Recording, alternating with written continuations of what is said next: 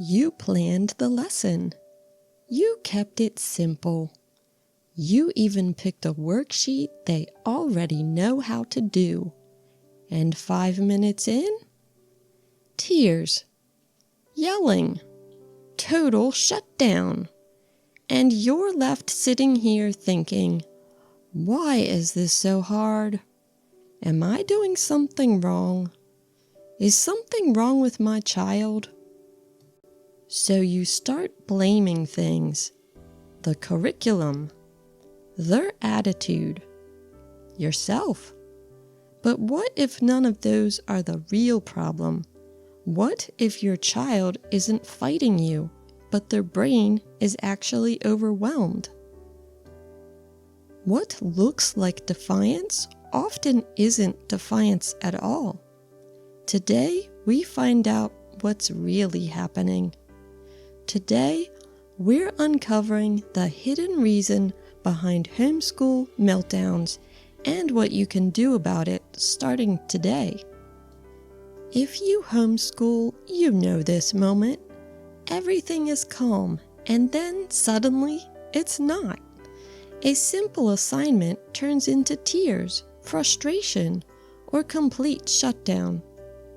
And it doesn't just affect your child, it hits you too. They're smart. They should be able to do this. Why are they fighting me? Why does every day feel like a battle? And slowly, that dream you had of peaceful homeschooling starts to feel like a constant power struggle.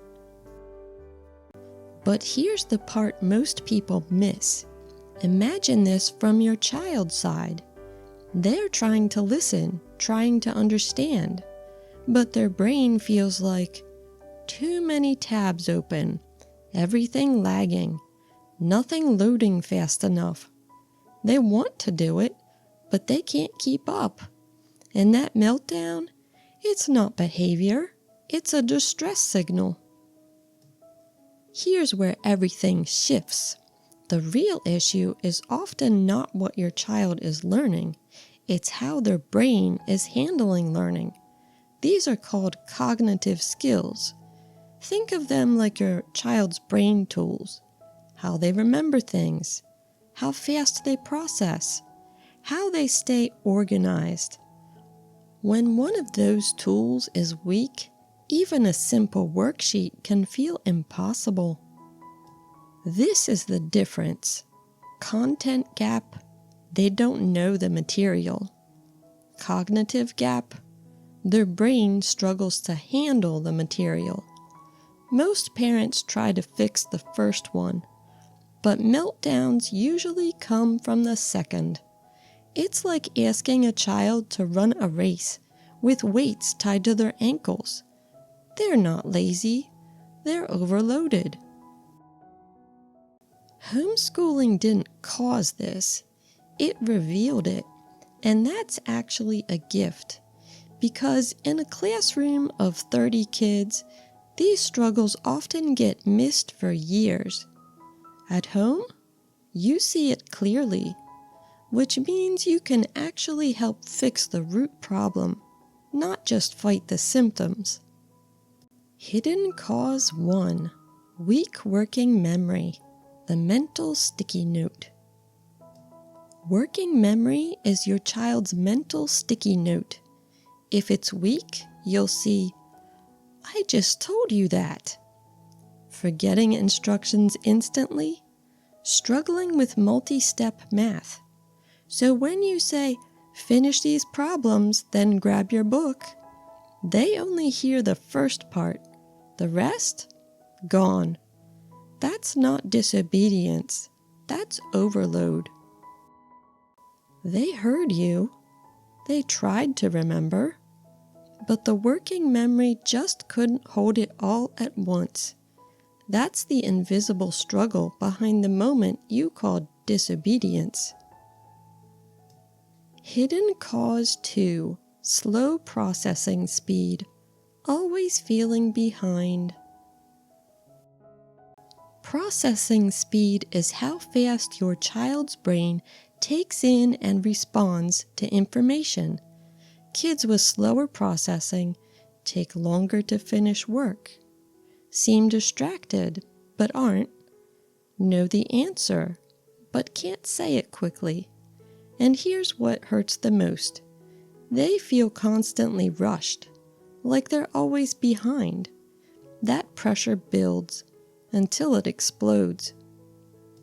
Imagine knowing the answer, feeling it right there, and not being able to get it out before the moment passes. Every day, every lesson. That's not a bad attitude.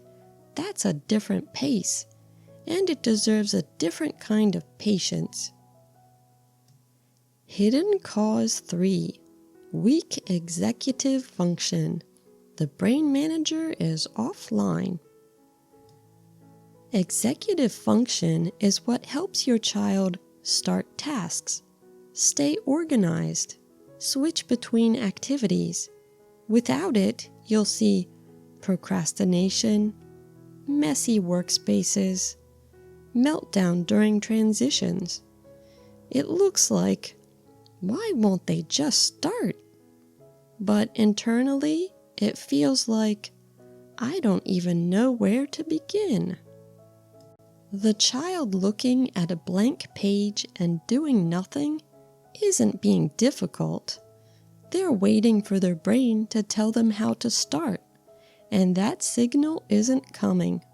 That's executive function, and it can be built with the right kind of support.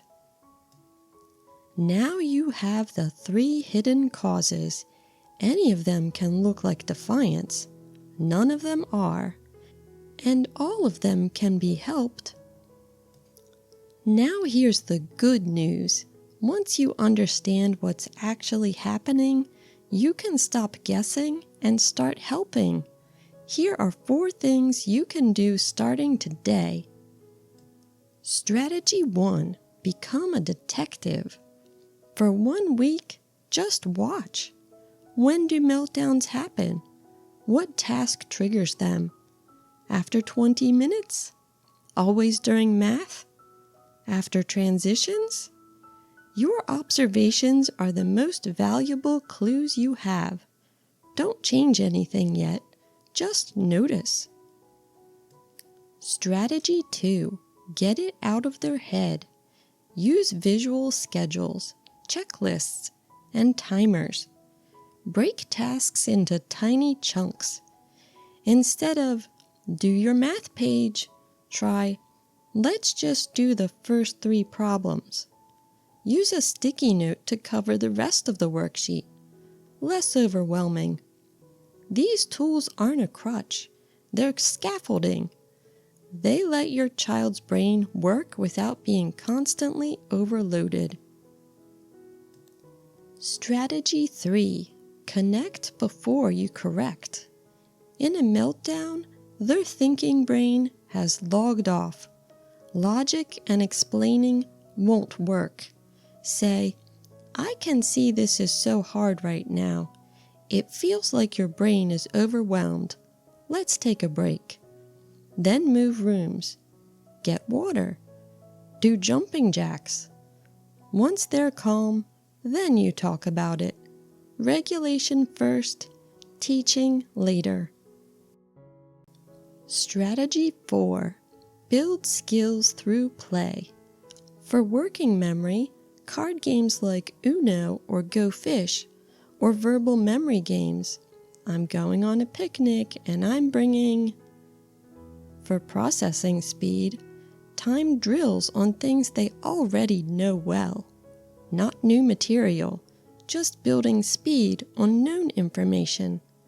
For executive function, let them plan their own day. Which subject first? In what order? This builds ownership and practices those CEO brain skills.